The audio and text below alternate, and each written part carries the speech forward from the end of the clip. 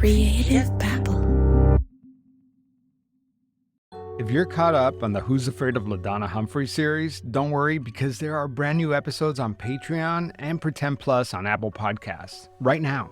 Plus, there are 9 bonus episodes for you to binge. To say that this is the craziest season I've ever worked on is an understatement, and it's unfolding in real time. So don't miss out. Subscribe today on Patreon or Pretend Plus on Apple Podcasts.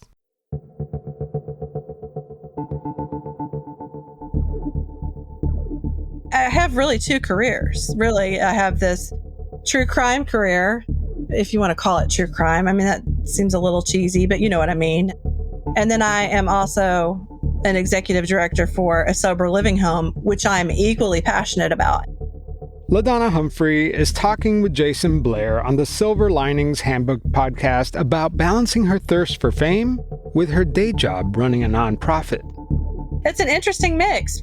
People think, wow, why do you do both? Why don't you just choose one? And I say, why do I have to choose one? Why can't I do both? That's always my answer. We've mostly talked about LaDonna Humphrey's controversial career as a true crime personality. But we haven't even explored LaDonna Humphrey's failed histories of running nonprofits. Every charity organization she's led has either lapsed in financial reporting or has completely fallen apart. So, how did LaDonna Humphrey fall into nonprofit work? Let's play more of that clip from the Silver Linings Handbook podcast. And my personality really is what I said earlier is like it's all or nothing for me.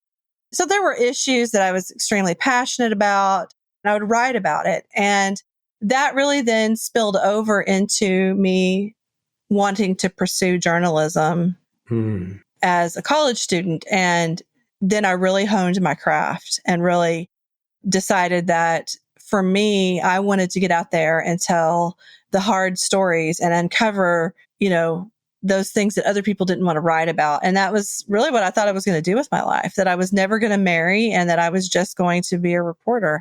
But that's not the way that life worked out. That's just not, you don't take account for falling in love and then starting a family and doing all of those things that kind of sidetrack you from those things that you first fell in love with. I didn't end up becoming this hard-nosed reporter. I ended up actually kind of being driven down a different path, so to speak, pulled down a different path. My faith, I speak openly about that. To me, it's, God put me on a different path. And so that's been nonprofit work for me. I want to go where God calls me. So that's what we're going to focus on today. LaDonna Humphrey's nonprofit work, her apparent mishandling of funds, and accusations of harassment made by the people she's claiming to help. I'm Javier Leyva, and this is Pretend. Stories about real people pretending to be someone else.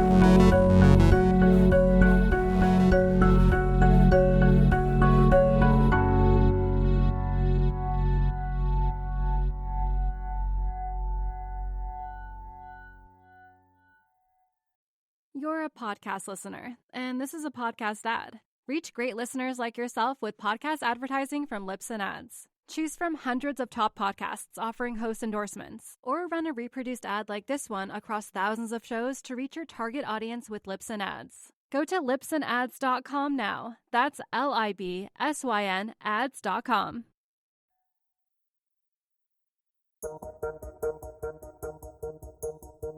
Talking about the inner workings and financial oversight of a nonprofit could be a real snoozer. Lots of numbers flying around, taxes, yuck. But let's not forget, Al Capone was infamous for orchestrating the St. Valentine's Day Massacre and countless other murders. However, he was never convicted of those crimes. Instead, it was tax evasion that ultimately led to his downfall and conviction. Trying to outsmart the IRS is a fool's game, but yes, that does not stop certain nonprofits from doing so. You see, nonprofits are highly susceptible to fraud, partly because many organizations have small staffs and lack internal controls. Many people who start nonprofits, especially the small ones, lack financial expertise, and in the case of LaDonna Humphrey's organizations, they don't have any internal controls or conduct regular audits. So, let's talk about her first venture spearheading a nonprofit. Let's Bring Them Home is an organization co-founded by LaDonna Humphrey and her podcast co-host, Amy Smith. They claim to offer services for families with missing loved ones. I had founded an agency called Let's Bring Them Home, and we offered support services and we acted as a liaison with law enforcement to families that had missing adults. There's not a whole lot out there about the organization Let's Bring Them Home or the cases that they've worked on. The only case I'm aware of is the time that they offered a reward tip on the Maura Murray case. And we all know how that went down. It turns out that there was no reward money, no documentations of where that money was coming from, or any notification that the reward had expired. Yet, years later, true crime author James Renner published a blog claiming that LaDonna rescinded the reward after 3 months due to odd behavior from Maura Murray's father, Fred Murray. So I just want everybody to understand that we had to rescind the reward because there was some odd behavior.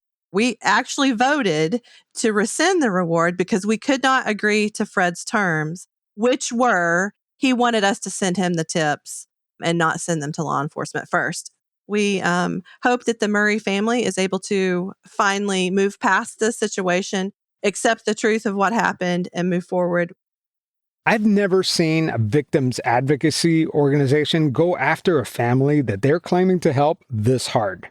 Let's Bring Them Home was a colossal failure. Just take one look at the IRS website. In 9 years of their history, LaDonna's nonprofit Let's Bring Them Home only reported financials twice with the IRS, in 2009 and in 2011. Both years they claimed to have brought in less than $50,000. The Maura Murray reward offer was $75,000. It wasn't actually cash in the bank. Back then, you were actually allowed to have an insurance policy. But even if they did have an insurance policy for the Maura Murray reward, as they are now claiming, surely they had to have some collateral to back up the insurance. For organizations like Let's Bring Them Home with weak financials or high-risk profiles, collateral requirements could be 50%, sometimes even the full amount. Anyway, it doesn't matter because Let's Bring Them Home is no more. The nonprofit was revoked in 2016 for failure to file. But before it collapsed, Let's Bring Them Home had one more brush with controversy. Meet Kim Pasqualini. In 1994, Kim Pasqualini started the National Center for Missing Adults. The organization was the first congressionally funded national database matching unidentified remains with missing persons reports. It was a big deal. When Hurricane Katrina hit New Orleans, the U.S. government asked Kim and her organization to help families find their missing loved ones. After the storm, more than 12,000 missing adults were reported missing. But that Justice Department funding that was promised never came through, and Kim Pasqualini was left holding the debt. I had 14 employees, and one by one let them go. It was, really heartbreaking time of my life. Yeah, and because you built this thing, this was your baby, and it helped so many people, and then now you're watching, the ground beneath your feet just kind of crumble, right? Yes. It was during this time period where LaDonna Humphrey and Amy Smith stepped up to help. We were trying to help her because my heart broke for her because I thought, here's this lady who has poured her whole life into helping other people. What can we do to help her? So we never wanted her organization. Here was the thing. If we didn't absorb it, she was done. We didn't want her organization to close. Here's Kim. LaDonna was the founder and president of Let's Bring Them Home. And she approached me and she offered to help me continue my mission by offering a merger agreement. And in that merger agreement, she offered a lifeline to my organization. According to Kim, LaDonna told her that she had secured a $1 million grant from Tyson Foods, and they would award it to them on one condition, that their two organizations merge. And so I made the decision without doing due diligence to go ahead and go with her word. That ended up not being true. With the loss of the company, facing the loss of the company, that was my baby. It was something that I grew like one of my children. And I sunk into a very deep depression and was hospitalized after that. I was released from the hospital and they flew here to Phoenix. And so the pressure was on. And I ended up signing that merger and finalizing the agreement in a meeting. A day after you've been hospitalized? Yeah, a day after I was hospitalized. Was she even aware of the severity of... Yes, she had been aware. Did you ask her, hey, can we hold this off? I'm in the hospital. I mean... I don't recall how I reacted. And that's a sign right there that I was not in the state of mind to be signing a merger contract for my lifeline. Like Kim said, she was admitted to the hospital for depression for 7 days. We didn't go into details about why she was hospitalized or what happened. Was it a single event, or was it just the weight of everything? Kim was clearly in a bad place. I asked LaDonna Humphrey about this. So going back to Kim for a second, because she was talking about being in a bad mental state when this whole thing was going down, and she was saying that she was hospitalized at the time and that you were pressuring her to proceed with a meeting the day after she was hospitalized. I know that we flew to Arizona to see her. She may have been hospitalized. I don't know that we would have necessarily known that because we didn't really know Kim. And she met with us, but it was like several months. We'll have to look to know for sure. I would say it was either several weeks or several months later before the merger happened. Then I asked Amy Smith, the executive director of Let's Bring Them Home, to respond about the hospitalization. She says that LaDonna specifically pressured Kim into signing the merger agreement immediately after she was hospitalized. Do you know anything about that? That is not even true. I think we found out that she was in the hospital or had just gotten out of the hospital when we met her in Arizona. And we came to say, what could we do for you? A merger was not even on our lips when we went to meet her. I think maybe she had been in the hospital when we first met her. That may have been possible. She may have mentioned that to us. But we did not actually have a merger for some time after that. It took a lot of back and forth. So it was more like a verbal agreement, maybe? No, we were just kind of talking through, is this a possibility? Is this something that you want to have happen? That kind of thing. Nobody should ever sign a contract right away. I'm sure that in Kim's world, that it would make it easier for her to say those things. I don't have a lot of positive things to say about Kim Pasqualini. It doesn't matter when Kim signed the merger agreement, if it was the day after she got released from the hospital or a few months after. The point is that Kim was in a vulnerable state. Her organization was tailspinning. It was probably going to go under anyway. And LaDonna Humphrey and Amy Smith seized on the opportunity. Did they exploit Kim for their own benefit? Or were they genuinely trying to save this once great organization? A first-of-its-kind nonprofit that at one point raised $1.5 million a year. We'll never know their true motivations. Well, first, what happened is I messaged LaDonna and said, I'm not going forward with the merger. And I started getting threatening phone calls. I had case files, thousands and thousands of case files in 6-foot cabinets. And she wanted those. Kim says that she started receiving phone calls from Bentonville County Sheriff's Department saying that they wanted to talk to her about the stolen case files. Then the Bella Vista police called looking for the files. Finally, Kim says that the county prosecutor called to inquire about the files too. But Kim says that the files weren't stolen. They were with Kim the entire time. I was very protective of them and felt that she was a threat and not trustworthy.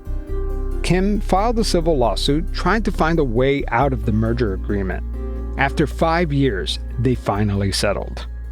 She kept the name of the organization, National Center for Missing Adults, the trademark, and I kept all of the case files and the data from the hard drive. My court case wasn't about money. It was about protecting the files. Amy Smith has a totally different recollection of how this went down. Kim just in the middle of the night just left and went somewhere, took the files with her. And so that's kind of how we parted terms on that. So I'm a little bitter. Let's Bring Them Home was mainly funded by me. We paid her. LaDonna and I did not get paid. This was not our job. We both had full-time jobs aside from Let's Bring Them Home. We put all the money that we ever got, we put back into Let's Bring Them Home, and we didn't take a paycheck. But we wanted to make sure that Kim did get money, because obviously that was why we were here, because Kim had no money. It devastated me. I ended up staying with a friend, an old Vietnam vet, and me and my daughter lived at his house in a room. It was like starting over. So let's turn our attention back to the central theme of the season, the accusations of harassment against LaDonna Humphrey. When Kim tried to back out of the merger, that's when she says the harassment started. Harassment started soon after I left Arkansas. And mind you, I left Arkansas in a hurry. I drove from Arkansas all the way to New Mexico in one night and couldn't have left there fast enough. But the harassment started right away. It started with my email account being hacked. Kim says that LaDonna Humphrey single-handedly ruined her public perception. She says LaDonna hacked into her LinkedIn, changing her LinkedIn job title from CEO of the National Center of Missing Adults to a stripper. She hacked my LinkedIn and changed all my accolades.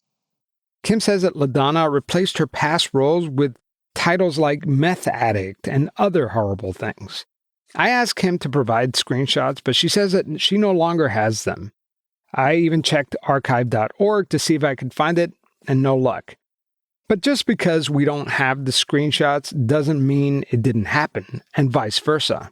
But it is very important to note that considering all the other allegations made against LaDonna Humphrey, that I was a pole dancer and had a picture up of a pole dancer, said I was a crybaby. And that I didn't notice for up to a week or so. My whole profile had changed. So I contacted the attorney, and the attorney was able to obtain the IP address from LinkedIn. And it just so happened it was from Bentonville, Arkansas. LaDonna's own backyard.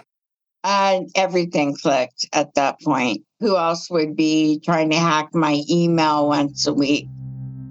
Kim Pasqualini never fully recovered from all this. My church had actually been feeding us because she had stopped paying me. So I was basically stuck in Arkansas, no money. I couldn't leave. So I went to my local church. When I got back to Arizona, basically we were almost homeless, and came back here, was jobless, depressed, and really suffering. But not all was lost. The database that Kim fought so hard to protect got a new life. I ended up giving them to ASU, Arizona State University, and they uploaded every single case file, to name us, thousands. When we come back, things are going to heat up.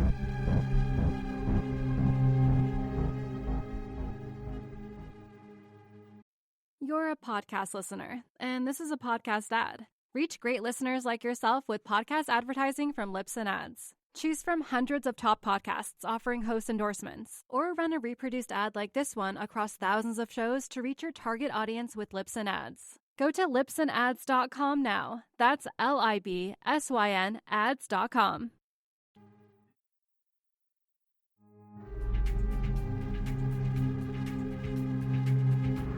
All the Lost Girls, we founded this nonprofit, and we wanted to help cases that were still cold and unsolved. This is Amy Smith again, doing an interview with a local television station. After LaDonna Humphrey and Amy Smith absorbed or merged Kim's National Center for Missing Adults, their organization, Let's Bring Them Home, basically fell apart. Let's Bring Them Home lost its tax-exempt status in June of 2016. So in 2020, LaDonna and Amy Smith started a new organization, this time called All the Lost Girls. All the Lost Girls claims to offer support for female strangulation cold cases in the U.S. We've been working on the Melissa Witt case, which is what started All the Lost Girls. We got into that and we realized how many cold cases there were out there. Sure. So we're trying to help law enforcement and departments try to solve some of these cases. And so we get funds for billboards and DNA testing and anything that they might need to bring that cold case back up. DNA testing, genetic genealogy, wow, impressive, right? Unfortunately, I can't find any evidence that they've ever offered such services, and you can check the website for yourself. All the Lost Girls only features one case, that of Melissa Witt. Alicia Lockhart, who at one point was on the board of All the Lost Girls, says that she can't think of a single case where they offered DNA or genetic testing either. Weird, right? Alicia did tell me that they did put up a billboard for Melissa Witt, but none of that other stuff ever happened while she was on the board. All the Lost Girls puts on a conference every year called True Crime Fest Northwest Arkansas. They claim that all the ticket proceeds go to support All Lost Girls. Tickets go for about $175 a pop for the 2-day event. If she saw a few hundred people attend, that's about $35,000, just under the $50,000 threshold that the IRS requires for nonprofits to report. So if they're not offering DNA testing or genetic whatever it was, where is that money going? Well, it funded LaDonna Humphrey's 2023 documentary Uneven Ground, the Melissa Witt story. I scrolled past years of the All Lost Girls Facebook page, and the only thing I found is LaDonna Humphrey submitted the documentary to several film festivals, the Edinburgh Film Festival, the Kansas City Independent Film Festival, the Fayetteville Film Festival. So is this nonprofit really serving the public, or is it a piggy bank for LaDonna's media ambition? I'd like to point out that All the Lost Girls had its federal tax-exempt status automatically revoked because it failed to file with the IRS for 3 consecutive years. But they did get their tax-exempt status reinstated back in 2023. Now, let's skip to the good part. Actually, there's nothing good about what I'm about to tell you. In fact, everything you've listened to so far in this episode was just to get us to this moment. If the previous nonprofits weren't enough, LaDonna Humphrey decided to up the ante. This time as director of a sober living facility called Oasis of Northwest Arkansas, a halfway house for women in recovery. Hi, my name is Rihanna, and Oasis helped me find my worth, prove to myself that I can stay sober without incarceration. I struggled many years with addiction and legal problems. I was court ordered to be here. Since being here, I've graduated drug court, maintained full-time employment, and has restored broken relationship with my children and grandchildren. My name is Caitlin, and I'm a graduate of Oasis in Northwest Arkansas. I got out of prison in 2021, and I decided to change my people, places, and things, and I just celebrated 4 years clean. Listen, I have no doubt that Oasis of Northwest Arkansas has helped many women get sober. No doubt. But all these clips that I'm playing for you were posted after a petition floating around in the LaDonna Humphrey Talk subreddit claims that the women at Oasis are getting harassed by LaDonna. The petition also claims that these women are living in crowded and unsafe conditions. It also alleges that one of its board members was having sexual relations with at least one resident. On top of that, it points to signs of financial fraud going on within the organization. That petition, with hundreds of signatures, was actually taken down by Change.org because someone reported the content as defamatory. But some of the video testimonials on the Oasis Facebook page seem forced, like this one, where you can clearly hear someone who sounds a lot like LaDonna directing the shoot. My name's Desiree, and I'm a graduate of Oasis, and the stability and accountability helped me turn my life around. Or this one from a former resident who appears to be reading. Oasis saved my life by helping me establish routine, stability, and goals that I have since accomplished. It helped me become a great mother for my children and to get on my feet and able to become a responsible citizen in the world. And when the woman is done, she looks over to her right, almost like she's recording a hostage video. Some of these videos just gush about LaDonna. Still rely on Oasis so much, and LaDonna so much. And I'm going on 4 years clean, thanks to LaDonna Humphrey. I've witnessed firsthand LaDonna Humphrey purchasing ladies' groceries out of pocket sometimes at that, just to ensure that nobody goes hungry. And LaDonna has helped me in so many ways, and she still helps me to this day. LaDonna and Oasis helped save my life. But here's the thing. Some of the women who have recorded these videos or have written testimonials since the controversy broke out have reached out to me. Some want me to conceal their identities for their safety. Others want their voices to go public. One former resident admitted that she had agreed to the testimonial because she was worried about her current living situation and that she might have to go back to Oasis. The women who have come forward want one thing and one thing only: for LaDonna Humphrey to step down from Oasis of Northwest Arkansas. Another woman told me that the current residents are being forced to block any and all former members who may be leaking information to me. Next time on Pretend, you will hear from some of these former residents, and we are going to break down the evidence of harassment allegedly happening from inside Oasis. That's next time on Pretend.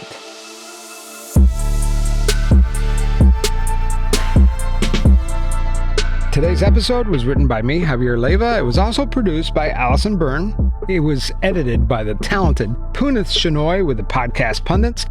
And our theme music was composed by Joe Basile with the Chicken.net. It's a great theme song. After 7 years, I'm still dancing to this tune. All right, that's it for this week. We'll talk real soon.